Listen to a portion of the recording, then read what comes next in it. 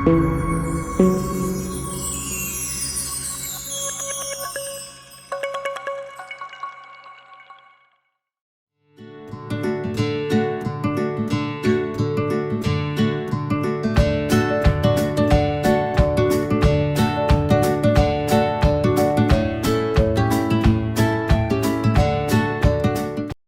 Dear students and viewers, यह week तो आपके लिए काफ़ी व्यस्त होगा, लेकिन मैंने सोचा कि थोड़ा सा आप लोगों से मैं भी कम्युनिकेट कर लूं। और चूंकि यह वीक एक फेस्ट होता है, फेस्टिवल बजट का।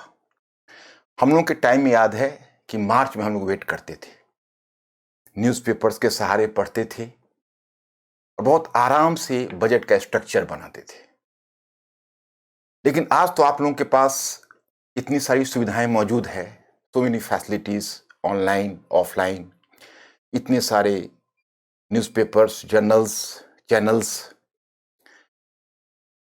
बहुतायत है।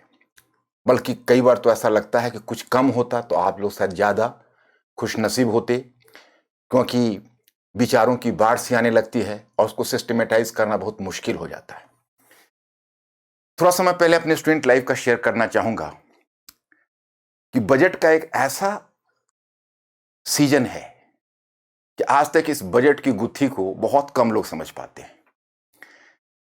अधिकतर जो सिविल सर्विसेज की तैयारी करने वाले होते हैं,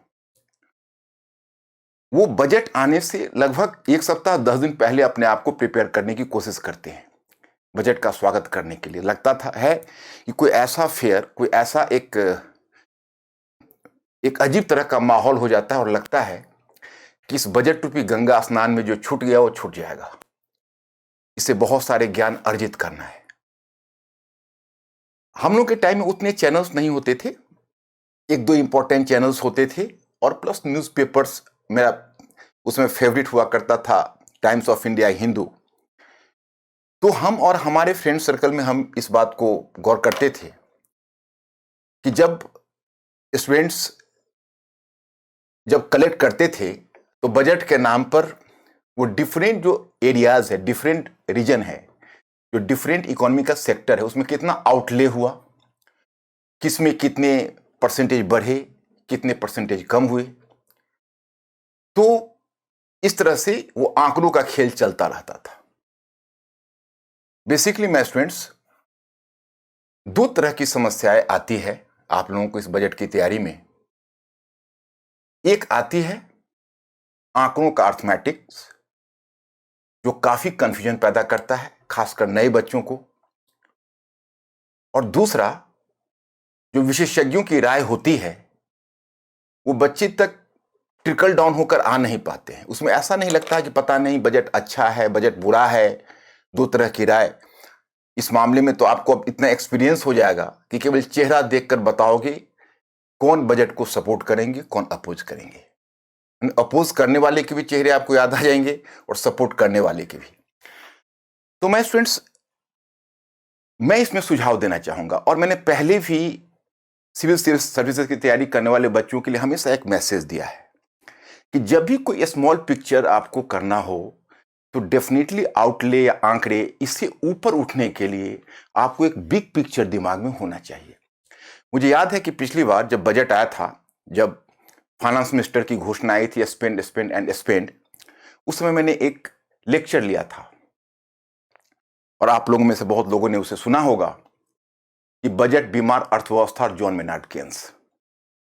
आज मैं थोड़ा सा दूसरी तरह का लेक्चर लेकर आया हूं, बजट, महामारी और भू अर्थव्यवस्था, budget, pandemic and Jio economics.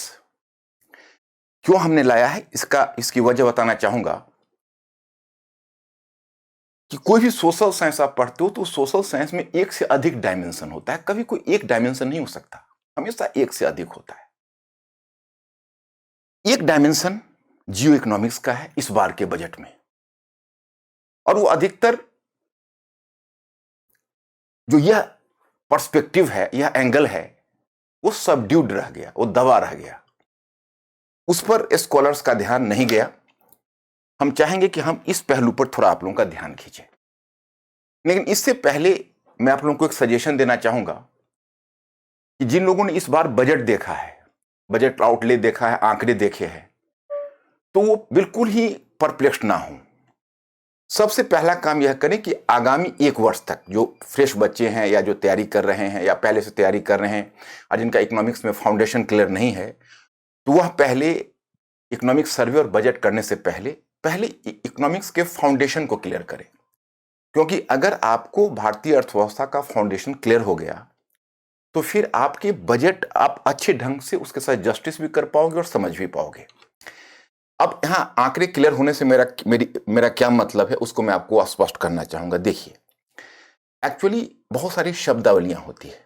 जब बच्चे उन शब्दावलियों को देखते हैं तो उस टर्मिनोलॉजी या शब्दावलियों को ना समझने के कारण वो बजट की विभिन्न उसके जो सूक्ष्म नुआंसेस होते हैं उसको नहीं समझ पाते हैं। जैसे मैं उदाहरण बताता हूं, शब्द आएगा मॉनेटरी इंटरवेंशन, यानी मौद्रिक हस्तक्षेप, फिस्कल इंटरवेंशन मतलब राजकोषीय हस्तक्षेप, फिर क्राउडिंग इन, क्राउडिंग आउट।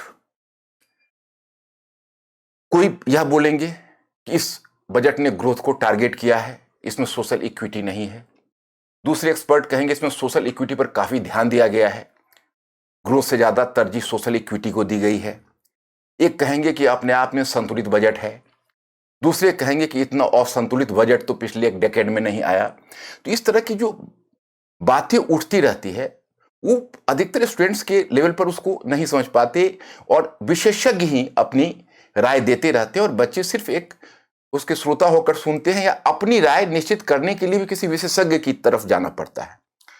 तो मैं इसमें आपको कहना चाहूंगा कि 2-3 बातों को आप ध्यान रखिए। एक, इकोनॉमिक्स में हमारा जितना भी डिसीजन होता है, कोई भी आप जब आर्थिक निर्णय लेते हैं तो behind any economic decision you need to pay some cost, उसकी एक कीमत चुकानी पड़ती है। मतलब कुल मिलाकर आप यही जाने कि हमारी जो इकोनॉमिक पॉलिसी होती है वह घुटने का दर्द या पैर का दर्द होता है। मतलब आपको तय करना है कि आप घुटना के दर्द को ज्यादा तरजीह दे रहे हैं या पैर के दर्द को, बस यही होता है, इसके अलावा कुछ नहीं।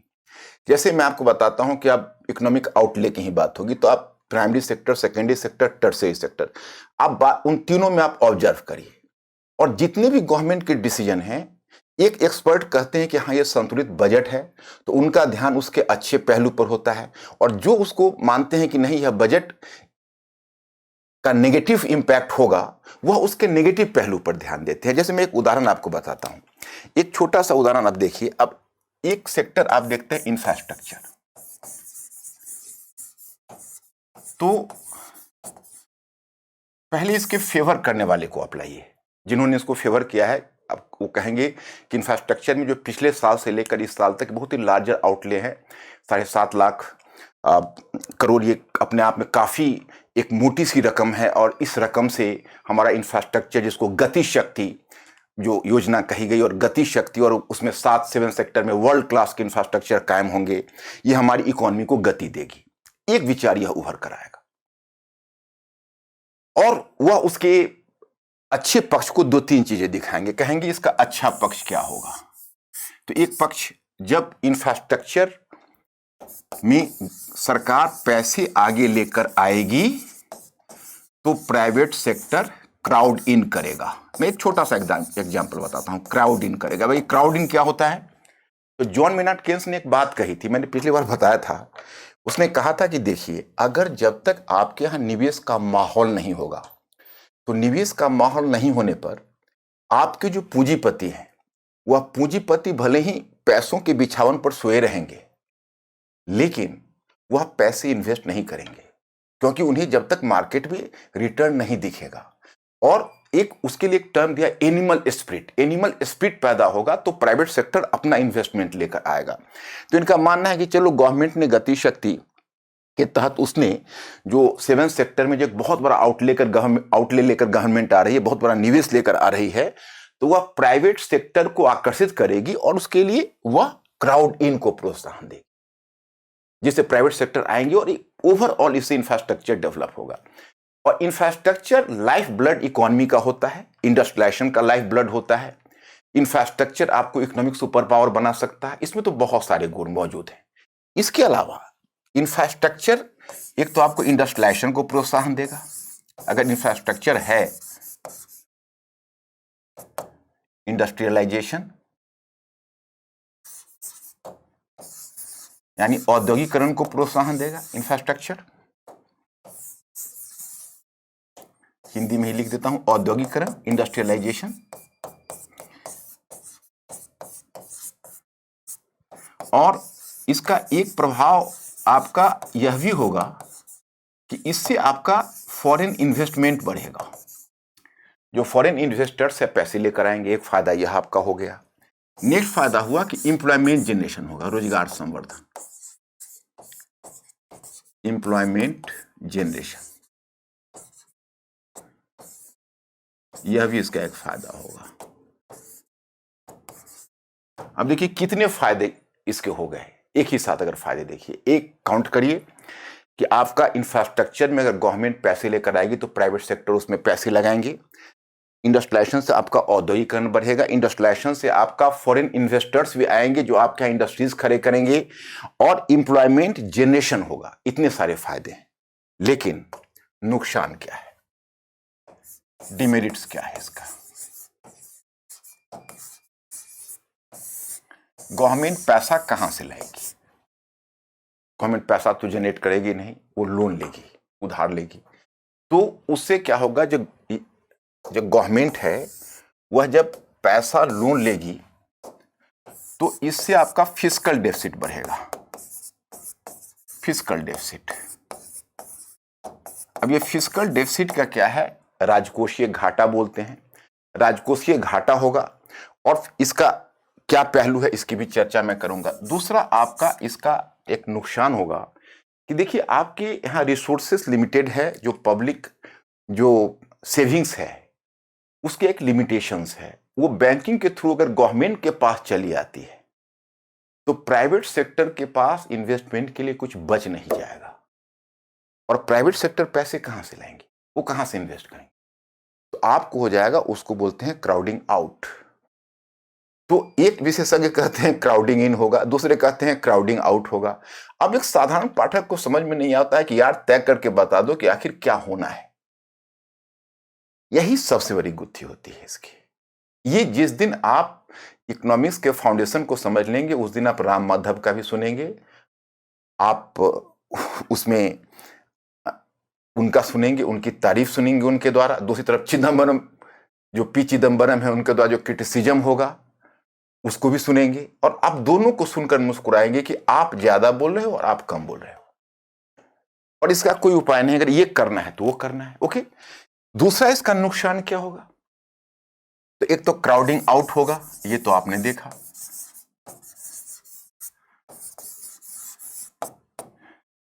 यह नुकसान होगा फिस्कल का। अब जो तीसरा नुकसान होगा इसी से जुड़ा हुआ है। अगर आपका फिस्कल डेफिसिट बढ़ेगा तो इन्फ्लेशन आएगा,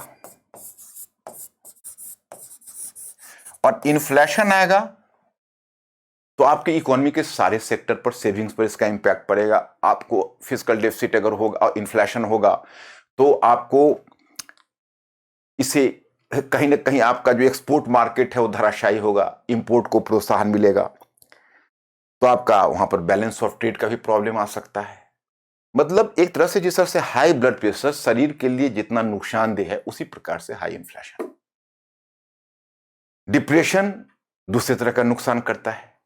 तो इस तरह का जो इन्वेस्टमेंट होता है, पब्लिक इन्वेस्टमेंट, पब्लिक एक्सपेंडिचर, जिसको आप कह सकते हो कैपेक्स बोलते हैं शॉर्ट में, आजकल न्यूज़पेपर में सुनते होंगे, वो तब के लिए बढ़िया है जब आपकी इकोनॉमी मंदी की मार झेल रही है और इकोनॉमी को उठाना है, गवर्नमेंट को आगे आना है। ये केनेसियन मॉडल है, लेकिन केनेसियन मॉडल तो 1970 के दशक में आकर उसका गरफायदा या नुकसान भी पता चल गया था, क्योंकि खासकर जब स्टैगफ्लेशन हो, स्टैगफ्लेशन का मतलब है जो दोनों एक साथ आ जाती है, आर्थिक मंदी और मुद्रास्फीति, तब फिर केन्स के पास कोई इलाज नहीं होता इसका। तो अभी हम लोग कुछ कुछ उसी स्थिति में फंसे हुए हैं। 4-5% अभी इन्फ्लेशन है, इन्फ्लेशन को थोड़ा भी छोड़ेंगे तो वो ऊपर चला जाएगा। दूसरी बात है कि हमारे यहाँ के पूरे वर्ल्ड में ही आप देखते हो कि इन्फ्लेशन भी दो तरह से होता है, एक तो डिमांड पुश होता है, दूसरा सप्लाई के लैक ऑफ जो प्रॉपर या सप्लाई कॉन्स्टेंट के कारण होता है। तो एक सप्लाई कॉन्स्टेंट तो पूरे वर्ल्ड वाइड है, जो सप्लाई डिसरप्शन है वो तो पूरे वर्ल्ड वाइड प्रॉब्लम है। तो हमारे यहाँ उसकी इसमें सप्लाई उतनी नहीं है, और ये जो होगा वो नुकसान कर सकता है। तो अगर इन्फ्लेशन आएगा तो नुकसान कर सकता है। तो देखो, हम एक छोटा सा एग्जाम्पल आपको बताएं, अगर इस पर आप चेस की तरह रहकर सोचना शुरू करोगे हर चीज पर, चलो भाई हम एग्रीकल्चर में इन्वेस्टमेंट करते हैं, तो एग्रीकल्चर सेक्टर का जो इन्वेस्टमेंट है उससे क्या फायदा होगा, हम अगर हमारा जो मनरेगा है उससे फायदा क्या हो रहा है। अगर मैं आपसे पूछूं कि मनरेगा का 2 नुकसान बताइए, तो आप चुनकर बताएंगे। यही सोशल साइंस में चाहिए, सबके फायदे सबके नुकसान, लेकिन कॉम्पिटिटिव इंटेलिजेंस का यूज करके हमें यह पता करना है कि इन फायदों और नुकसान के बाद भी किसको अंगीकार किया जाए और किसको छोड़ा जाए। बस यही होता है।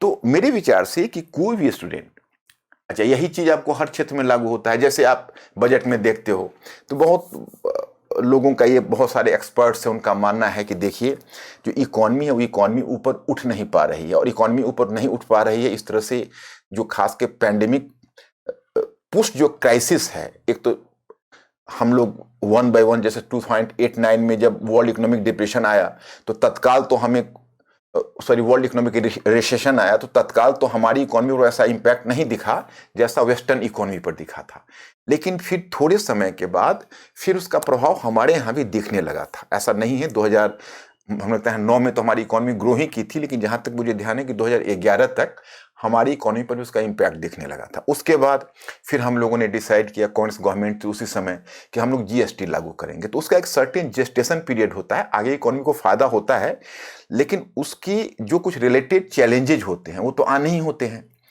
और उसके बाद फिर हमारी जो सरकार जब दूसरी आई तो इसने 2016 में डिमोनेटाइजेशन कर दिया।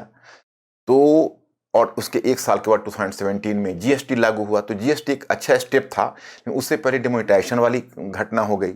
इस कारण से इकोनॉमी एक तरह से सैम्बल्स में चली गई, और उसके बाद सिर मुड़ाते ही ओले पड़े। फिर उसके बाद पैंडेमिक आ गया, तो एक के बाद दूसरा पुश लगता गया इकोनॉमी को। तो अब इसमें कुछ एक्सपर्ट्स का मानना है कि गवर्नमेंट ने डिमांड साइड से तो कुछ नहीं किया, जो किया है सप्लाई साइड से ही किया है। डिमांड साइड से गवर्नमेंट को करना चाहिए था कि एक तो उसको टैक्स कम करना चाहिए था, जैसे मिडिल क्लास को थोड़ी राहत देनी चाहिए थी टैक्स में, क्योंकि 2 चीज केन्स ने भी कहा है, एक है कि आप टैक्स में कटौती करिए और दूसरा पब्लिक एक्सपेंडिचर को बढ़ाइए। तो खैर चलिए, पब्लिक एक्सपेंडिचर को तो गवर्नमेंट बहुत ज्यादा और काफी बढ़ा रही है, और कॉन्जिक्यूटिवली पिछले साल से ही, लेकिन टैक्स का वैसा कोई राहत नहीं मिला। तो इस बात को देखने को है, एक विचार ये है कि वह टैक्स में राहत मिलनी चाहिए थी।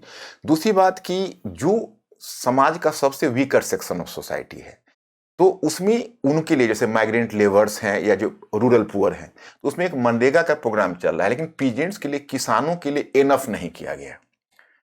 जैसे उनका ये मानना है कि और भी रूरल डेवलपमेंट में और एग्रीकल्चर के डेवलपमेंट में होना चाहिए था। हालांकि एलाइड एक्टिविटी जो सब लेकर अगर आप काउंट करेंगे तो पूरा आंकड़ों का खेल है। वही चीज हेल्थ सेक्टर में लागू होती है। जैसे हेल्थ सेक्टर में खासकर 2021 को छोड़िए, विशेषकर जब पिछले साल के रोंगटे खड़े होने वाले जो दृश्य याद आते हैं, जो हॉस्पिटल बेड्स की कमी और ऑक्सीजन की कमी, स्कार्सिटी का, तो गवर्नमेंट को हेल्थ सेक्टर में कुछ और, अब उसमें आपको अलग अलग आंकड़े मिलेंगे क्योंकि आंकड़े पर भी रिलाई करना मुश्किल होता है।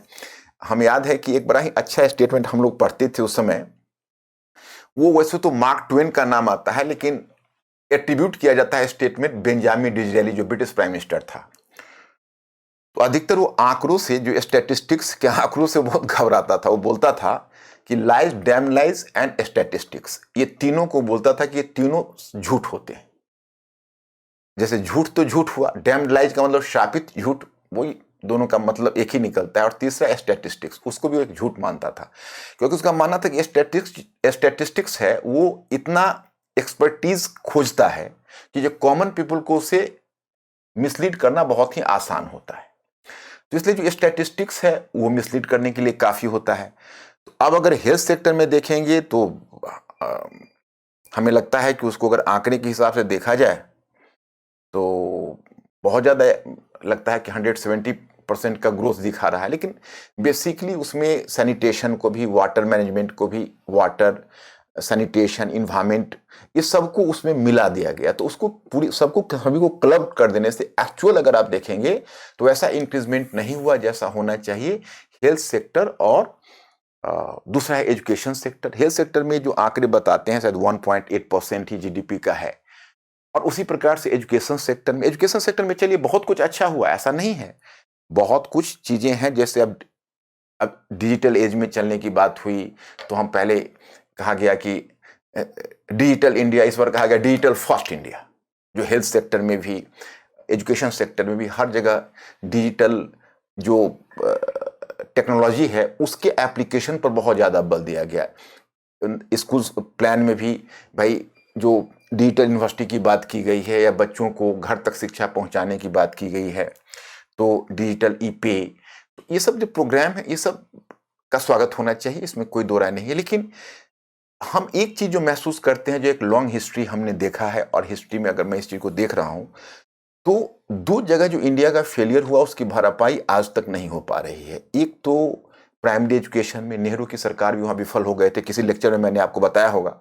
और दूसरा लैंड रिफॉर्म्स के मोर्चे पर। तो लैंड रिफॉर्म्स तो चलिए बहुत दूर की बात हो गई, वैसे भी लैंड का अब डिस्ट्रीब्यूशन कुछ उतना नहीं रहा, अगर चलिए उसको अब इतना वो बात पुरानी पड़ गई कि उस अकाउंट को खोलने का मतलब नहीं है। लेकिन हाँ, इतना तो हो सकता है कि हम लोग जैसे लैंड लॉज है, लैंड लॉज में अभी तक हम स्टेबलाइज नहीं कर पाए हैं।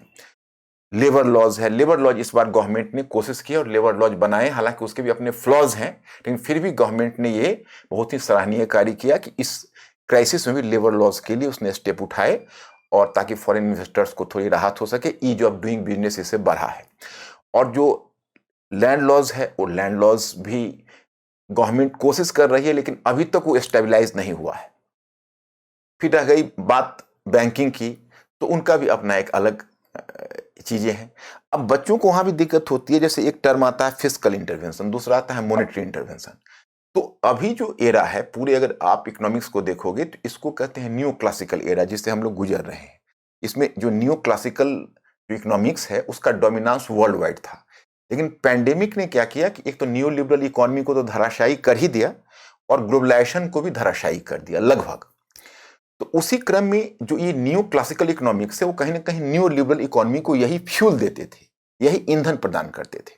तो जब न्यू क्लासिकल इकोनॉमी का जब डिक्लाइन भी लगभग हुआ है, और इसकी वजह यह है कि न्यू क्लासिकल जो इकोनॉमी है वो कहीं ना कहीं उसकी जो थियरी है, that is based on what, तो उसकी थियरी यह कहती है कि देखिए मार्केट अपना करेक्शन स्वयं करता है, मार्केट में आप कोई छेड़छाड़ मत करिए, मार्केट बहुत रैशनल होता है, वो अपना करेक्शन स्वयं कर लेगा, उसमें छेड़छाड़ आप करेंगे तो मार्केट का डिस्टॉर्शन होगा। तो नॉर्मल कंडीशन में तो यह चल जाता है, लेकिन जब कंडीशन एबनॉर्मल हो, जैसे पेंडेमिक का कंडीशन है, तो आपने एक चीज सुना होगा, ये तो बहुत पहले जॉन मेनार्ड केन्स का स्टेटमेंट है, लेकिन इस बजट के डिबेट में भी हमने कई एक्सपर्ट से सुना कि उन्होंने इस टर्म का प्रयोग किया, जो don't talk about future, in future all is dead, ये कहा था केन्स ने कहा था कि देखिए आप जो कोर्स करेक्शन की बात करते हैं दैट विल टेक टाइम, लेकिन जब इकोनॉमी जब बिल्कुल इस तरह से निम्न स्थिति में आ गई हो, तो उसमें आप कोर्स करेक्शन पर डिपेंड कर रहे हैं, ये लग्जरी तो नहीं होनी चाहिए। पहले तो उसको उठाना पड़ेगा, पहले डिमांड क्रिएट करना पड़ेगा, कुछ करना पड़ेगा। तो इसी के तहत आप देखेंगे कि कोई भी जो दुनिया की इकोनॉमी है उसको, केवल मैं इंडिया की बात नहीं करता, अमेरिका की भी, तो एक मॉनेटरी इंटरवेंशन होता है। तो मॉनेटरी इंटरवेंशन में है कि बैंकिंग पॉलिसी से जो मौद्रिक नीति है उसके तहत आप मार्केट को आप कंट्रोल करने की कोशिश करते हैं, और मॉनेटरी जो मौद्रिक हस्तक्षेप है उसके माध्यम से मार्केट को उठाने की भी कोशिश करते हैं। लेकिन ऐसा देखा गया कि मौद्रिक हस्तक्षेप से मार्केट का डिमांड बहुत ज्यादा क्रिएट नहीं हो पाता है। हाँ, अगर आपके मार्केट में इन्फ्लेशन ज्यादा हो जाता है तब फिर मौद्रिक नियंत्रण से काम चलता है, क्योंकि अगर मार्केट में इन्फ्लेशन ज्यादा होता है तब तो चलिए आप लिक्विडिटी कंट्रोल करेंगे तो इन्फ्लेशन कम होने की संभावना होगी। लेकिन मार्केट उससे इसलिए नहीं उठता है कि वहां पर फिर वो केनेसियन थियरी लागू हो जाती है। जैसे केन्स ने ये कहा कि आप अगर किसी को जीरो इंटरेस्ट पर भी लोन देंगे तो लोग नहीं लेंगे जब तक आगे का इनकम उनको नहीं दिखेगा, और आगे का इनकम दिखेगा तभी वो लोन भी लेंगे। तो इसका मतलब कि कहीं ना कहीं गवर्नमेंट को एनिमल स्पिरिट पैदा करना पड़ता है, तो गवर्नमेंट को फंड लेकर आना ही पड़ता है, पब्लिक एक्सपेंडिचर को लेकर आना ही पड़ता है। आप लोगों की मेमोरी में शायद होगा कि जब ये पैंडेमिक जब आया था, तो हमें याद है कि यह मई 1920 में जो आत्मनिर्भर भारत का जो प्रपोजल सरकार लाई थी, तो लगभग उस समय 20 लाख करोड़ के इन्वेस्टमेंट की बात थी। लेकिन वो जो रकम थी उसमें गवर्नमेंट की इसलिए आलोचना होती थी कि उस फिजिकल इंटरवेंशन के थ्रू नहीं, वो मॉनेटरी इंटरवेंशन के थ्रू ज्यादा लाना चाहती थी। वो चाहती थी कि बैंक लोन दे, लोग लोन लें और फिर उससे इकोनॉमी ऊंचा उठे। लेकिन गवर्नमेंट अंत में घुटने टेकना पड़ा उसको। पिछले साल गवर्नमेंट ने बहुत बड़ा रिस्क लिया और फिर कहा स्पेंड स्पेंड एंड स्पेंड। इस समय भी आप देखते हो कि गवर्नमेंट तो 6.4 का भी आंकड़ा है, लेकिन 6.9% तक फिजिकल डेफिसिट के लिए तैयार है। तो वो तो एफआरबीएम का लिमिट तो कब चला गया, जो 3% का था। तो ये मैंने आपको जस्ट एक उदाहरण के तौर पर बताया है कि कोई भी बजट समझने के लिए, हम लोग भी अपने स्टूडेंट लाइफ में इस बात को महसूस किया, इसलिए मैंने सोचा कि मैं थोड़ा शेयर कर दूं, ताकि आप अगर भविष्य में चाहें, कभी भी अगर छोटी पिक्चर देखनी हो, अगर छोटे आंकड़े समझने हो, तो वो आंकड़े आपको याद नहीं रहेंगे, आप भूल जाएंगे। तो इसलिए क्योंकि उससे आपका एक लिंक नहीं बनेगा। लिंक बनना चाहिए। लिंक तभी बनेगा जब आपको पूरा मैक्रो इकोनॉमिक पता होना चाहिए। जैसे मॉनेटरी का क्या क्या इंपैक्ट पड़ेगा, आप एक डायग्राम बनाइए, आप फिजिकल को लीजिए और पूरे इकोनॉमी को दीजिए कि भाई ये सेक्टर है, ये एरिया है, अगर हमारा फिजिकल डेफिसिट होता है तो कहाँ कहाँ इंपैक्ट पड़ेगा। अगर हमारे यहाँ एग्रीकल्चर सरप्लस आता है तो क्या पड़ेगा। जैसे हमारा एग्रीकल्चर में एलाइड एक्टिविटीज है, तो अब एलाइड एक्टिविटीज है। अब एक छोटा सा उदाहरण मैं आपको बताता हूं। अभी आपने देखा कि इतने सारे जो फार्म लॉज को लेकर इतने सारे हंगामे हुए। अब मुझे पूरे प्रकरण में एक बात नहीं समझ में आ रही थी, ये समस्या हमारे इंडिया में है और ये हमारी शिक्षा पद्धति का, फिर आप कहेंगे भाई वही शिक्षा पद्धति करो ना, क्योंकि एक constitutional basic constitutional literacy and basic economic literacy सभी को होना चाहिए। ये होना चाहिए, लेकिन ये आते आते काफी देर हो जाता है और काफी आप अध्ययन करते हैं तभी वो चीज आ पाती है। वो हमारी शिक्षा पद्धति में ऐसा होता है कि केवल बता दिया जाता है, और जैसे इकोनॉमिक्स ही पढ़ना है तो इकोनॉमिक्स में ही अब वो क्या करेंगे, इंडियन इकोनॉमी पढ़नी है तो इंडियन इकोनॉमी में वो पढ़ेंगे, लेकिन वही डाटा अलग अलग पढ़ेंगे। सिलेबस पे कुछ इस तरह से सेट है, एग्रीकल्चर में चलिए क्या है तो ये इतना % ग्रोथ हो रहा है, इंडस्ट्री में इतने % ग्रोथ हो रहे हैं, या ओवरऑल बैलेंस। लेकिन ये बच्चों को इस तरह से दिमाग में एक स्ट्रक्चर नहीं बनाया जाता है कि भाई ये जो बैलेंस ऑफ पेमेंट है, बैलेंस ऑफ ट्रेड है, एग्रीकल्चर, ये सब का आपस में लिंक बता दिया जाए, तो फिर वो काम बहुत आसान हो जाता है। उसके बाद वो किसी से बहस कर सकता है, क्वेश्चनिंग कर सकता है। देखिए फार्म लॉज वाले में ये गवर्नमेंट, हालांकि इससे डिसीजन में गलती यह हुई कि इसने उस समय, क्योंकि अब पैंडेमिक का टाइम था, सबसे सेटल्ड एरिया एग्रीकल्चर था, उसमें एग्रीकल्चर का छेड़छाड़ नहीं होना चाहिए था, तो उस सेटल एरिया में इसने हाथ डाल दिया। और हाथ डाल दिया तो फार्म लॉज उसके लिए उसकी टाइमिंग ठीक नहीं थी। दूसरी बात थी कि उससे पहले थोड़ा सा कॉन्फिडेंस में ले लिया जाता, ऑपोजिशन को भी, बाकी लोगों को भी, तो वैसा कुछ किया नहीं गया। तो बहुत उस समय एक बहुत अफरा तफरी मच गई और चारों तरफ से गवर्नमेंट के सामने पीजेंट मूवमेंट इस तरह से ऑर्गेनाइज हुआ। उसमें हमें सबसे दिलचस्प पहलू यह लगा कि कांग्रेस के लीडर्स भी पीजेंट्स के साथ खड़े थे और वो ये कह रहे थे कि गवर्नमेंट जो ये कर रही है, इनको सिक्योरिटी मिलनी चाहिए, सेफ्टी मिलनी चाहिए। अब ये पूरी प्रकरण में हमको यह समझ में नहीं आया, जबकि गवर्नमेंट भी एक दो बार ये बातें कर रही थी कि हाँ भाई आप ही का तो ये किया हुआ है। जब इकोनॉमिक लिबरलाइजेशन का जिसमें प्लान आया था, उसमें 2 स्टेज में लिबरलाइजेशन की बात थी। आप लोग भी पढ़ते भी होंगे, एक सेकेंड जनरेशन रिफॉर्म्स भी आप लोग पढ़ते होंगे, first generation reform, second generation reforms. तो सेकेंड जनरेशन रिफॉर्म्स तो हो ही नहीं पाया है, आपका अभी भी लिबरलाइजेशन कच्चा था।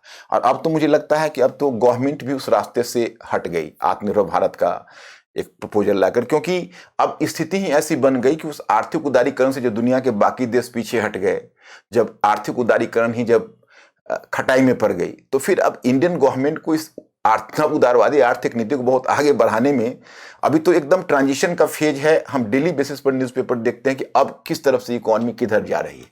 आप लोग भी देखेंगे, अगर एक बार फाउंडेशन क्लियर कर लेंगे तो डेली बेसिस पर जीएस, ऐसा नहीं है कि आज पढ़ दिया रखा, आज बजट आया, बजट के डेटा आज लिए, नहीं। अब बजट के साथ आप फॉलो करिए, अगला बजट आता है, उस बजट से पहले अगर आप लोग, जो हमारे ऑडियंस है और हमारे स्टूडेंट्स हैं, वो पहले ही एक बजट के बारे में अनुमान करें। हम डिस्कस करेंगे आपसे कि आपको क्या लगता है कि इस बार के बजट की दिशा क्या होगी, और आप बताएंगे हाँ यहाँ पर ये होना चाहिए, ये हो सकता है, ये हो सकता है, तो फिर आपकी तैयारी पुख्ता मानी जाएगी, मेरा अपना मानना है। और तब आपको किसी भी एग्जाम में दिक्कत नहीं होगी। दिक्कत तभी तक है जब तक वह केवल हमारी कॉपी जो डेटा में है। जिस दिन हमारे दिमाग में एक स्ट्रक्चर बन जाएगा, उस दिन सोशल साइंस आपकी उंगली का खिलौना हो जाएगा, आप कुछ भी चीज समझ सकते हैं। ऐसा बिल्कुल नहीं है कि यह विषय आप नहीं समझ सकते हो। और वैसे भी यूपीएससी की तैयारी में आपको स्पष्ट कहा जाता है कि एक जो कॉमन ग्रेजुएट को जो नॉलेज होना चाहिए वही बच्चों को जरूरत होती है, कोई बहुत बड़ी बात इसमें होती नहीं। तो मैं आपको यहां पर यह बताना चाहता कि ये चीज जब कांग्रेस के जब लीडर्स बैठे हुए तो हमें ये लगा कि भाई आप फर्स्ट जनरेशन रिफॉर्म्स के लिए आगे बढ़े, आपकी हिम्मत नहीं पड़ी कि आप सेकंड जनरेशन रिफॉर्म्स कर सकें। अब ये गवर्नमेंट आई है, इसने हिम्मत की, हालांकि इसने थोड़ा जोखिम मोल ले लिया, गलत टाइमिंग में कर दिया, नहीं होना चाहिए था। तो इसलिए तो अब आप कह रहे हो कि भाई ये गलत हो रहा है, तो एजेंडा तो आप ही का था। ये भी एक बहुत बड़ी समस्या होती है कि पॉलिटिक्स आपके देश का अलाउ करता है कितना रिफॉर्म्स, और उसके लिए आप पॉलिटिकल माहौल कैसे बनाते हो। तो ये गवर्नमेंट का जो ऑटोक्रेटिक अप्रोच होता है, जिस कारण से चीजें बहुत सारी खटाई में पड़ जाती है।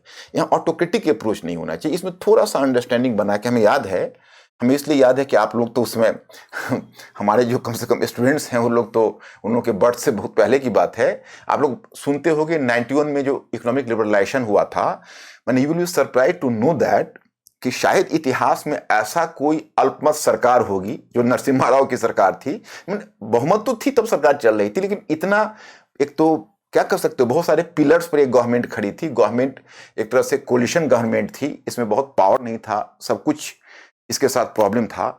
लेकिन जो नरसिम्हा राव की गवर्नमेंट करके चली गई वो बहुत इलस्ट्रियस चीज बन गई। जैसे जब इकोनॉमिक लिबरलाइजेशन जब हुआ था, ये मोन्टेक सिंह अहलूवालिया था, उस समय मुझे लगता है मोन्टेक सिंह अहलूवालिया शायद कॉमर्स सेक्रेटरी थे। उसमें उस समय कोई बहुत बड़े पोजीशन पर नहीं थे, हाँ थे तो बहुत बड़े पोजीशन पर, लेकिन वो फाइनेंस सेक्रेटरी नहीं थे। और वो या बाद में तो प्लानिंग कमीशन के डिप्टी हाँ, प्लानिंग कमीशन के डिप्टी चेयरमैन भी हुए थे, लेकिन उस समय शायद कॉमर्स सेक्रेटरी थे जहां तक मुझे ध्यान है। पी चिदम्बरम भी थे, और मनमोहन सिंह फाइनेंस मिनिस्टर थे, और नरसिम्हा राव प्राइम मिनिस्टर थे। अब उस समय जब इकोनॉमी को खोला जा रहा था, I have to share with you कि इतना बड़ा रिस्क था वो, कि उस रिस्क को कौन लेगा, who bell the cat, that is going to be a problem. क्योंकि हमें याद है कि नरसिम्हा राव का एक कार्टून आया था टाइम्स ऑफ इंडिया न्यूज़पेपर में, उसमें दिखाया गया था कि भाई, क्योंकि मतलब ये हुआ कि इकोनॉमी को खोलना पड़ा इंडिया को मजबूरी में, उसके पास, इंडिया के पास फॉरेन रिजर्व ही नहीं थे, फॉरेक्स नहीं थे, 1 या 2 वीक से ज्यादा वो इंपोर्ट कर नहीं सकता था, इकोनॉमी कोलैप्स करने पर आ गई थी, उसकी सोने इंडिया की गिरवी रह गई थी। आप अगर वो पुरानी तो पुस्तकों में आप पढ़ते होंगे या आप पढ़ेंगे तो आपको पता चलेगा। तो फिर कुछ कंडीशंस आईएमएफ ने रखी और वर्ल्ड बैंक ने, उस कंडीशंस को फुलफिल करने पर ही तब आपके जो आईएमएफ से आपको इकोनॉमिक सपोर्ट मिल सकता था। इसके लिए आपको पूरी इकोनॉमी का स्ट्रक्चरल चेंज करना था। तो पहली बार समाजवादी विचारों से दबी अर्थव्यवस्था जब खुल रही थी, और कैपिटलिस्ट ट्रांसफॉर्मेशन अचानक से अर्थव्यवस्था का हो रहा था, प्राइवेटाइजेशन हो रहा था, LPG, liberalisation, privatisation and globalisation. तो उस समय इंडिया की जो इंटेलेक्चुअल्स है उनको लगता था जैसे हमारे पूरी कंट्री को गिरवी रखी जा रही है। और उस समय अपोजिशन में अटल बिहारी वाजपेयी बैठे हुए थे, बहुत लिबरल लीडर थे। अगर मुझे लगता है कि अगर अटल बिहारी वाजपेयी की जगह आज के लीडर्स अगर होते तो नरसिम्हा राव तो उसमें खैर वो तो फॉलो कर रहे थे, मनमोहन सिंह उसमें इनिशिएटिव ले रहे थे, बल्कि मोन्टेक सिंह अहलूवालिया का एक बुक मैंने पिछले साल पढ़ी थी 2021 में, बैक स्टेज करके, बहुत अच्छी बुक है।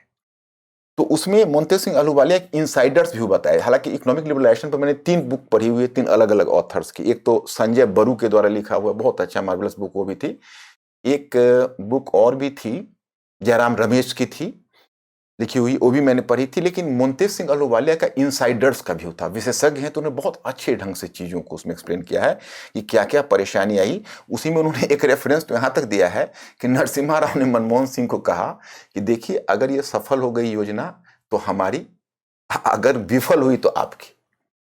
तो अब इस तरह का रिस्क है। लेकिन अटल बिहारी वाजपेयी हैं और मनमोहन सिंह ब्यूरोक्रेट से गए थे और तब बने थे फाइनेंस मिनिस्टर। तो जो वो पार्लियामेंट में पहली बार जब जाते थे तो इतना सारा अटैक उन पर होता था पार्लियामेंट में, और चूंकि वो ब्यूरोक्रेट थे, पॉलिटिकल लीडर बेसिकली नहीं थे, तो वो बहुत एजिटेटेड हो जाते थे, बहुत वो ग्रीव्ड हो जाते थे, लगता था कि वो मतलब पसीने आने लगते थे, बहुत बेचैन हो जाते थे, कई बार उनके चेहरे बिल्कुल ही लाल हो जाते थे, लगता था जैसे निकल जाएंगे। तो अटल बिहारी वाजपेयी ने उनको बहुत ही मजाक में कहा है, जो इन्होंने कोट किया है बैक स्टेज में,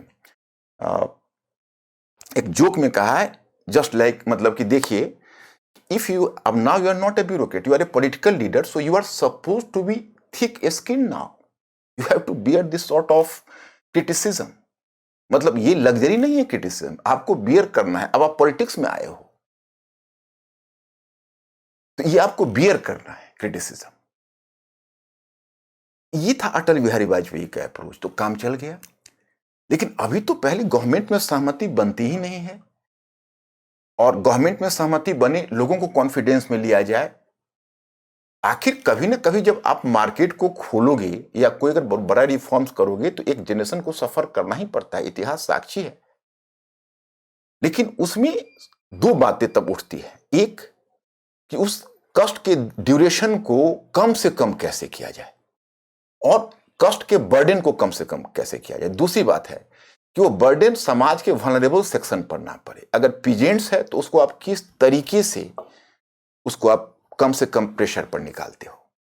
तो मैंने आपको यह बताया कि ये, क्योंकि आप लोगों ने बहुत सारे आंकड़े, मैंने जानबूझकर आंकड़ों की चर्चा नहीं किया, एरियाज की चर्चा नहीं की।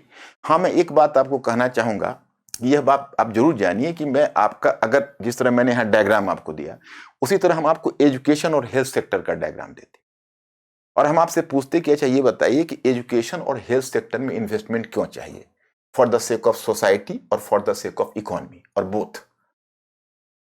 तो हेल्थ और एजुकेशन सेक्टर में इसलिए इन्वेस्टमेंट चाहिए कि यहां पर नेहरू जी का भी इंडस्ट्रियलाइजेशन बिड इसीलिए विफल हो गया।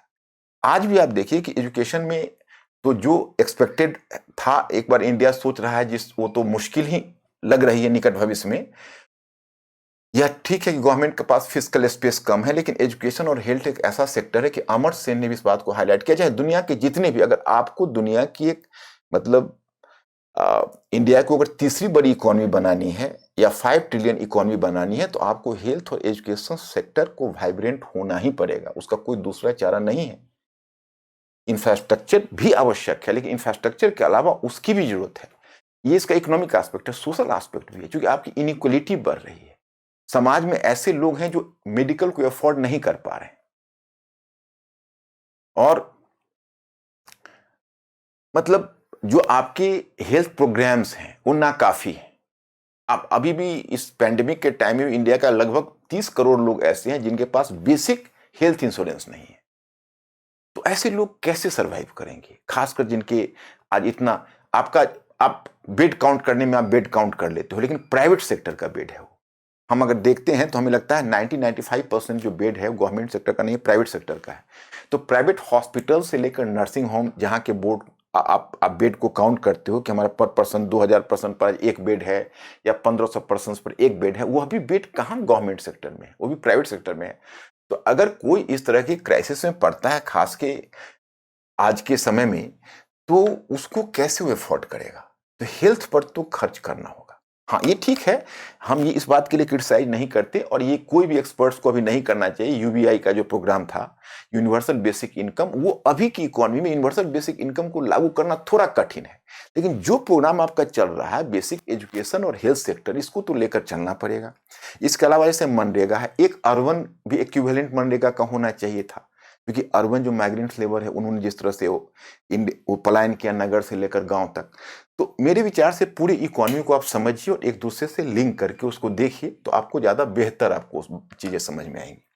हमारा जो टॉपिक है उसमें मैं थोड़ा सा आपसे चर्चा करना चाहूंगा, क्योंकि ये एस्पेक्ट मुझे बहुत आकर्षित किया। इसकी वजह क्या है, क्योंकि देखिए, budget, pandemic and Jio economics, ये जियो इकोनॉमिक्स टर्म किसने जन्म दिया, तो अभी 2 वीक में फिर भी चर्चा में रहा था, और उसका नाम है एडवर्ड लुटवॉक। तो एडवर्ड लुटवॉक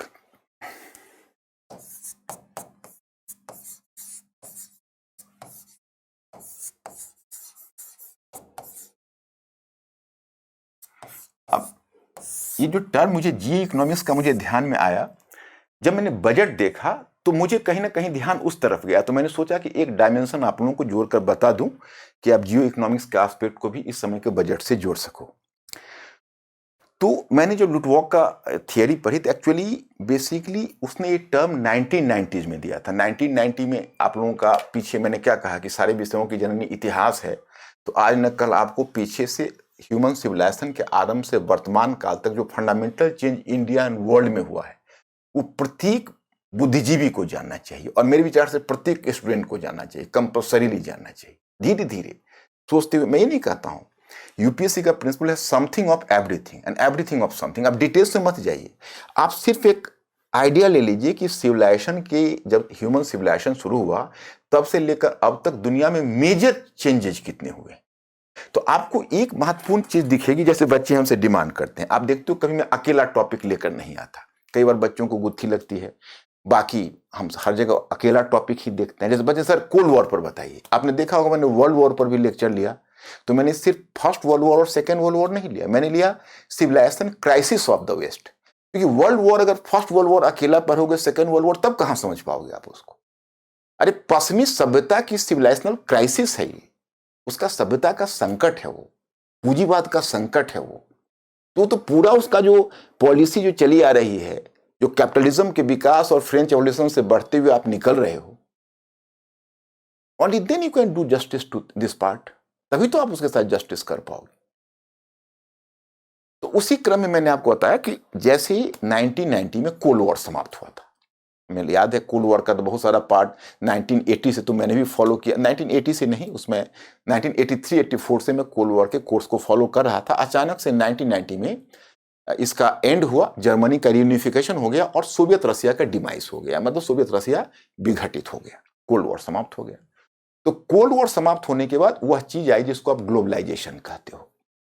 तो उस ग्लोबलाइजेशन के समय, जब ग्लोबलाइजेशन जब आया, तो 1990 की बात मैं बता रहा हूं, तो उस समय अब हुआ कि अब दुनिया बॉर्डरलेस हो जाएगा, और शुरू के उत्साह की बात कर रहा हूं, दुनिया बॉर्डरलेस हो जाएगा, अब देश और देश के बीच युद्ध नहीं होगा, मिलिट्री पावर का इंपॉर्टेंस वैसा नहीं रहेगा, और एक देश और दूसरे देश के बीच जो शक्ति का आधार होगा, that will no more the military power, rather economics, यानी economy would be the basis of a power of a state, और वही डोमिनेंस वही कंट्री करेगा जिसके पास इकोनॉमिक वेल्थ होगा, इकोनॉमिक रिसोर्सेस होगा। तो वहीं से कॉन्सेप्ट सबसे पहले इन्हीं महाशय ने दिया था, एडवर्ड लुटवॉक ने, that was called Jio economics, कि अगर आपके पास इकोनॉमिक रिसोर्सेस है तो आप आगे बढ़ोगे। तो खैर चलिए, तो उस समय की बात हुई। उसके बाद इनको भी लगा आगे चलकर, पहले इनको भी थोड़ा सा ये उत्साह था कि भाई जियो इकोनॉमिक्स हो सकता है, इकोनॉमिक पावर डिसाइसिव हो सकता है। फिर इन्होंने देखा कि जिसके पास इकोनॉमिक रिसोर्सेस है वह कहीं ना कहीं दूसरे कंट्री को आर्म ट्विस्टिंग करने की स्थिति में भी आ रहा है, उसको दबा रहा है, उसके साथ ब्लैकमेल कर रहा है, उसकी बुलिंग कर रहा है। तो इनको लग रहा है कि देखिए जियो पॉलिटिक्स का इंपॉर्टेंस कहीं खत्म नहीं हुआ, हाँ जियो इकोनॉमिक्स भी उसके साथ लिंक हो गया जियो पॉलिटिक्स के साथ। तो ये इनका परसेप्शन था। अभी क्या हुआ कि मुझे इनकी याद विशेष रूप से इसलिए आई क्योंकि पिछले 2 वीक पहले मैं इनका लेक्चर सुन रहा था। एक्चुअली 2 जियो पॉलिटिशियंस को या 2 मिलिट्री स्ट्रेटेजिस्ट को मैं बहुत फॉलो करता हूं। एक तो ये है लुटवॉक और दूसरा है डी कापलान। तो डी कापलान का उनको भी मैं बहुत फॉलो करता हूं। तो उसमें मैंने लेक्चर सुना था। एक्चुअली एक इंडिया के ही एक उनका डेथ हो गया, एक विशेषज्ञ थे, मिलिट्री विशेषज्ञ और मिलिट्री एक्सपर्ट, उनका नाम के सुब्रमण्यम था। तो उन्हीं के शायद बर्थ का या डेथ का कोई एनिवर्सरी वगैरह था, तो उस पर लेक्चर देने आए थे, आए नहीं थे, मैंने ऑनलाइन दिया था। उसी क्रम में मैंने इनका लेक्चर सुना गौर से, तो इन्होंने चाइना वाले फैक्टर को उठाया। इन्होंने कहा कि देखिए ये चाइना अभी पूरे साउथ एशिया का प्रॉब्लम हो चुका है, और साउथ एशिया का प्रॉब्लम जो चाइना ने जियो इकोनॉमिक्स को बेसिस बनाकर जियो पॉलिटिक्स के पिलर को मजबूत कर लिया है। उसने पूरे साउथ एशिया में सबकी मैन्युफैक्चरिंग सेक्टर को डिस्ट्रॉय किया है और अपनी मैन्युफैक्चरिंग को बढ़ाता जा रहा है, और धीरे धीरे पूरे वर्ल्ड का जो सप्लाई लाइन है उस पर उसका कब्जा हो रहा है। ये पैंडेमिक के समय, जबकि वो पैंडेमिक का फादर भी था, लेकिन सबसे इकोनॉमिक जो स्ट्रक्चर था उसी का मजबूत रहा, और उसका इकोनॉमिक बेसिक्स इतना स्ट्रांग रहा कि उसने दुनिया के सप्लायर का काम किया, और पूरी दुनिया का जो सप्लाई चेन है डिसरप्ट हो गया। तो पहली बार ऐसा महसूस हुआ कि भैया ये ग्लोबल से काम नहीं चलेगा, लोकल होना मांगता है। तो जब ये बात कही तो मैंने पीछे से लिंक करना शुरू किया कि तब हम आत्मनिर्भर भारत को भी देखा, इन्होंने भी आत्मनिर्भर भारत को कोट किया कि भाई तब इंडिया को भी चाहिए कि अपने मैन्युफैक्चरिंग सेक्टर को मजबूत करे। इंडिया भी $3.1 ट्रिलियन की इकोनॉमी है और ये चाहती है कि इस डेकेड के अंत में $8 ट्रिलियन की इकोनॉमी बनना। तो इसको, हालांकि आंकड़े तो आते जाते रहते हैं, तो इंडिया को अपने मैन्युफैक्चरिंग को स्ट्रॉन्ग करना पड़ेगा। और इनका यह भी कहना था कि चाइना का तभी जवाब दिया जा सकता है कि जब सबके अपने सेल्फ रिलायंट रहेंगे कंट्री, क्योंकि चाइना पर इकोनॉमिक डिपेंडेंस बहुत ज्यादा है। 2 वीक इनका ये, फिर बजट का आना, और फिर मैंने एक और भी लिंक किया, क्योंकि जिस समय पैंडेमिक 2020 का आया था तो उसमें 2 घटनाएं बड़ी प्रबल थी और कई बार बहुत आश्चर्य होता था कि भाई ऐसा कोइंसिडेंस कैसे है। इधर पैंडेमिक, उधर चाइना का गलवान घाटी पर इंक्रोचमेंट और चाइना का एग्रेसिव पॉलिसी, और सिर्फ इंडिया के साथ ही नहीं, साउथ ईस्ट एशिया के कई कंट्रीज के साथ छेड़छाड़ शुरू कर दिया उसने। साउथ चाइना सी में अलग टेंशन क्रिएट हो रहा था। तो लग रहा था कि जब रोम में आग लगी हुई थी तो नीरो बांसुरी बजा रहा था। भैया अभी पूरी दुनिया का आपस में सहयोग करके एक इनविजिबल जो वायरस है, जिसको एक स्कॉलर ने वर्ल्ड वॉर सी का भी नाम दिया, ये वर्ल्ड वॉर सी के टाइम में आप ये कौन सी डफली बजा रहे हो, इसकी क्या जरूरत है। तो ये बेसिकली दुनिया के सप्लाई लाइन पर इनका नियंत्रण था और ये चाह रहे थे कि हम अपनी दादागिरी इसी बेसिस पर करें। हालांकि मैं एक बात बता दूं, इस आधार पर इस मैन ने उनकी आलोचना भी चाइना की पॉलिसी ये की है। उसने कहा कि चाइना बहुत बड़ी गलती कर रहा है क्योंकि सारे नेवर को डेजर्ट कर रहा है। इंडिया को ऐसा नहीं करना चाहिए। इंडिया अपनी इकोनॉमी के बेसिस को मजबूत करे, लेकिन फॉरेन पॉलिसी में उसका पीसफुल कोएग्जिस्टेंस की पॉलिसी वो ज्यादा सुटेबल है। उसने एक एग्जाम्पल दिया, उसने, आप लोग भी गौर करना, जैसे कोल्ड वॉर के टाइम में आप गौर करोगे कि अमेरिका अपने कॉन्टिनेंट में कम रहा है और अदर कॉन्टिनेंट में ज्यादा एक्टिव रहा है। आपने अगर कोल्ड वॉर पढ़ा होगा तो देखा होगा। इसका कारण क्या था, कभी कनाडा और मेक्सिको से, हाँ अमेरिका का 1846 में बॉर्डर क्लैश हुआ था बहुत पहले, वो मैं 19th सेंचुरी के मिड की बात बता रहा हूं, लेकिन 20th सेंचुरी और उसके बाद कभी भी आप कनाडा और मेक्सिको से, बल्कि अमेरिका कनाडा का बॉर्डर को बॉर्डरलेस भी कहा जाता है। तो यह जो चीज आप देख रहे हो, ये नेवर के साथ अमेरिका के बहुत अच्छे रिलेशनशिप रहे। तो इन्होंने कहा, लुटवॉक ने कहा, जो एडवर्ड लुटवॉक है, कि देखिए आप इस बात को गौर करके देखिए कि अगर उस समय कोल्ड वॉर के समय यूएसए ने अपने साउदर्न नेबर को, यानी कनाडा को या मेक्सिको को, इसके साथ अगर वो अपना एनमिटी पालता तो क्या होता, उसका दुष्परिणाम जरा सोचिए। उसका परिणाम यह होता कि वह जो उसके नेबर्स हैं वह सोवियत रशिया को इनवाइट करके वहां पर मिलिट्री बेस उसका बना देते, और it was not very remote, the Soviet Russia might have operated it's military base from Canada, from Mexico. फिर अमेरिका का क्या हाल होता। तो वही हाल चाइना का है।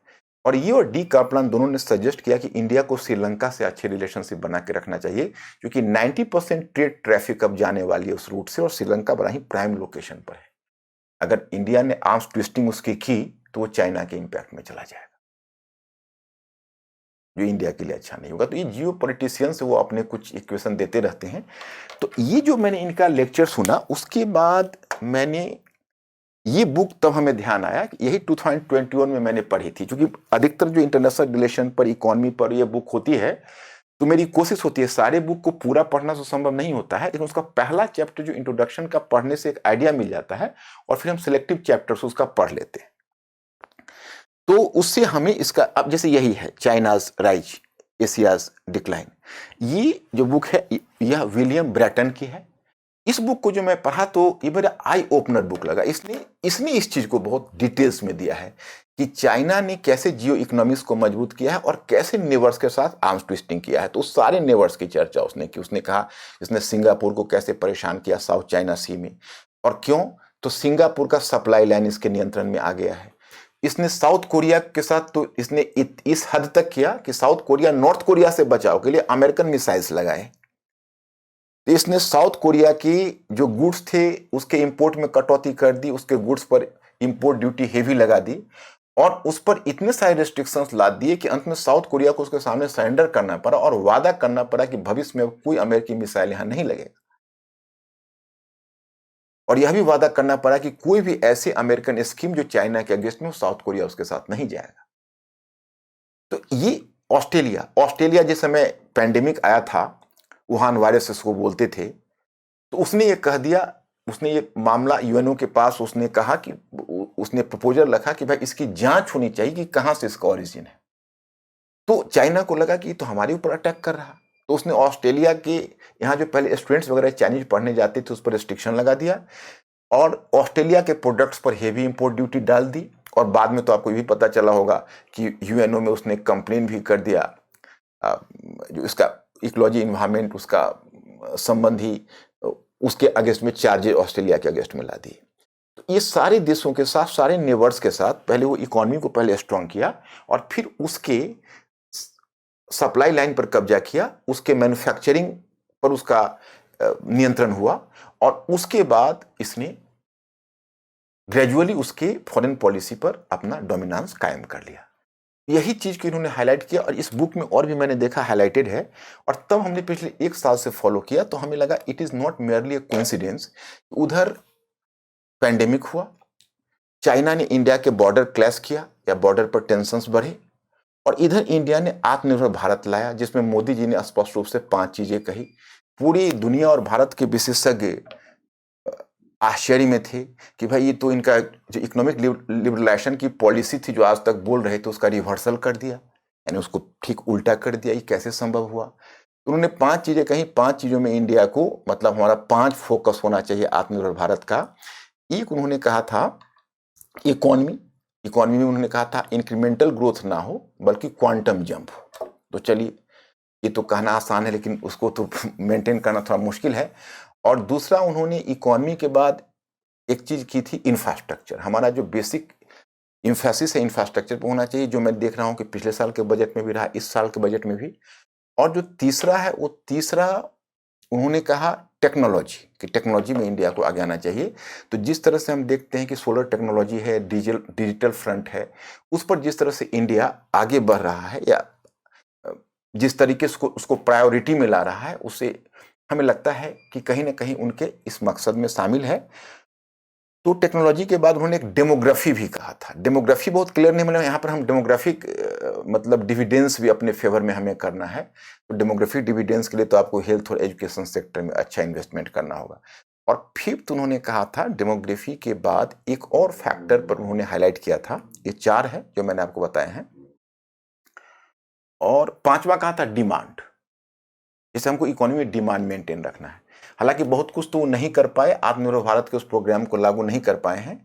और डिमांड की बात है तो मिडिल क्लास में देखो अब इंडिया में स्थिति क्या है। अगर आप इकोनॉमी में देखोगे, इंडियन इकोनॉमी तो नहीं होगा, आप अगर मैक्रो इकोनॉमिक एडजस्टमेंट अगर देखोगे तो आपको पता चलेगा कि हमारा जो मार्केट है उस मार्केट में जो 20% जो मिडिल क्लास हैं वो 50% हमारा डिमांड को क्रिएट करते हैं। तो वह क्लास को तो राहत सरकार ने दी नहीं, और वो क्लास डरा हुआ है, वो पैसे निकालने में थोड़ी कोताही कर रहा है। जैसा केन्स ने कहा कि जब लोगों में आगे का पैसा नहीं दिखता तो ना तो इन्वेस्टमेंट के लिए आते हैं और ना खर्च करने में भी वो कटौती करते हैं, वो सेविंग्स की तरफ ज़्यादा जाते हैं, वो प्रवृत्ति आती है। दूसरा आता है हमारा जो लोअर क्लास है, जो वीकर सेक्शन है, तो उसको आपको प्रोग्राम देना पड़ेगा। वो तो इसेंशियल खर्च करता है, वो तो लग्जरी खर्च करता नहीं जिसको कटौती कर सकता। तो उसको आपको जैसे मनरेगा जैसा प्रोग्राम हुआ या पीडीएस हुआ, तो इस तरह के जो प्रोग्राम है, या आपका यूबीआई होता, तो ऐसे लोगों के, ऐसे टारगेट ग्रुप के पास पैसे आते और ये फिर खर्च करते। तो इनकी स्थिति तो उतनी अच्छी है नहीं कि डिमांड क्रिएशन के फ्रंट पर ये बजट हमें बहुत सक्सेसफुल नहीं लगता। हाँ, ये जो आप देख रहे हो इंफ्रास्ट्रक्चर, जो पब्लिक एक्सपेंडिचर है, उससे एम्प्लॉयमेंट जनरेशन मिलेगा। लेकिन इसके क्रिटिक्स ये भी कहते हैं कि आपका एक प्रोजेक्ट है कि जितना आंकड़ा आप दिखा रहे हो, एक तो उतने पैसे आप खर्च करने नहीं जा रहे, क्योंकि आपका कुछ पीछे का बैकलॉग का पेमेंट होगा, कुछ दूसरे एरिया का पेमेंट है, उसको आपने एक कंपाउंड अमाउंट दिखा दिया है, नंबर 1। नंबर 2 कि आपकी जो इंफ्रास्ट्रक्चर होंगे उसमें पब्लिक सेक्टर, उसमें आपका बेसिकली 2 चीजें आपको, एक होता है लेबर इंटेंसिव, दूसरा कैपिटल इंटेंसिव। इकोनॉमिक्स में आप पढ़ोगे तो ये लेबर इंटेंसिव नहीं होता है, जिसमें मतलब रोजगार संवर्धन जितना इसमें निवेश होता है उस अनुपात में रोजगार नहीं कर पाता है। तो फिर सहारा क्या होता है? सहारा होता है एमएसएमई। वो हमारे यहाँ बहुत बड़ा वो एम्प्लॉयमेंट जनरेटर है, लेकिन वो बेचारा तिहरे मार से परेशान है। तिहरा मार पहले आपने देखा कि पहली मार उसे पड़ी डिमोनेटाइजेशन की, वहां से उबर भी नहीं पाया तो जीएसटी की, अब तीसरा पेंडेमिक की। और सरकार ने जिसको राहत दी है, जिसमें इमरजेंसी जो जो इमरजेंसी लोन गारंटी स्कीम जो गवर्नमेंट जो पिछले साल लाई थी उसी को इस साल कंटिन्यू की है, ये सेटिस्फैक्ट्री नहीं है। सिर्फ इसमें 50,000 करोड़ की घोषणा कर दी है, लेकिन इससे एमएसएमई का काम नहीं चलेगा। एमएसएमई के लिए कुछ और भी किया जाना चाहिए था, क्योंकि रोजगार संवर्धन के फ्रंट पर यही काम कर सकता।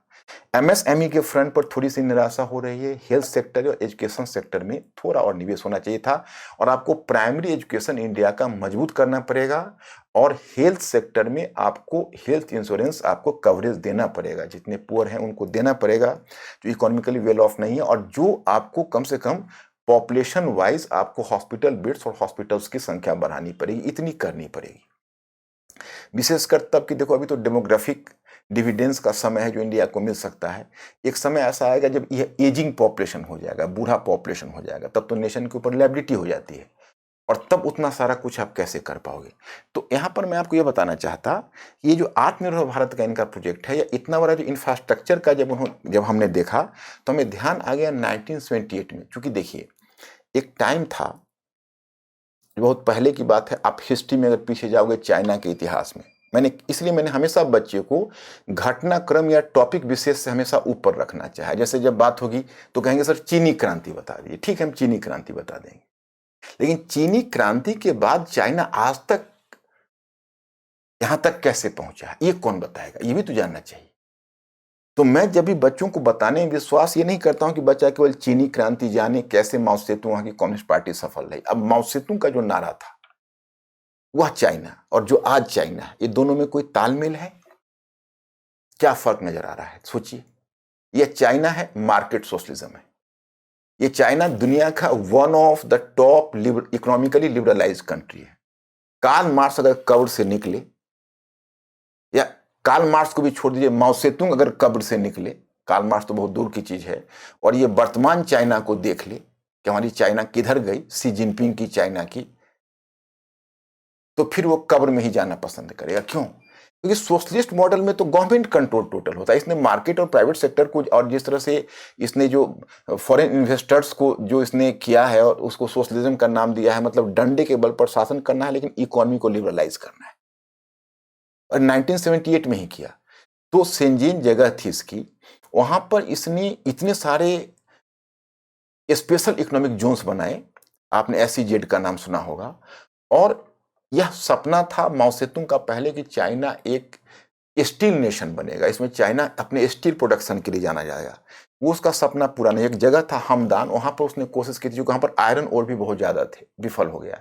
1978 में उसका उसके जाने के बाद 1976 में उसका डेथ हुआ। उसका उत्तराधिकारी देंग चियाओपिंग बना, देंग चियाओपिंग। तो चाइना वॉज लिबरलाइज्ड बाय देंग चियाओपिंग। तो चाइना को उसने जो लिबरलाइज किया, तो चाइना ने सबसे पहले इंफ्रास्ट्रक्चर को डेवलप करना शुरू किया, एसईजेड बनाया, रोड्स में, ब्रिजेज में, इसमें इतने सारे इन्वेस्टमेंट किए, तो उसका मैन्युफैक्चरिंग उसी के साथ ग्रो करता चला गया। हम लोग के इंडिया में विडंबना रही है कि ये कोई पहला प्रोग्राम लेकर मोदी जी नहीं आए आत्मनिर्भर भारत। इनके तो इतने मनलुभावन प्रोग्राम आप लोग देख चुके हैं। मेक इन इंडिया कहां गई? मेक इन इंडिया का टारगेट था कि हम मैन्युफैक्चरिंग को 25% तक लाएंगे। तो मेक इन इंडिया में प्रॉब्लम क्या हो रहा था सोचिए। मेक इन इंडिया क्यों अब तक अपने पूरे परफॉर्मेंस को नहीं दे पाया? Just try to think. तो आपको लगता है कि उतना, चूंकि मेक इन इंडिया के लिए जो इंफ्रास्ट्रक्चर चाहिए था, जो टेक्नोलॉजिकल सपोर्ट चाहिए था, वही नहीं मिल पाया।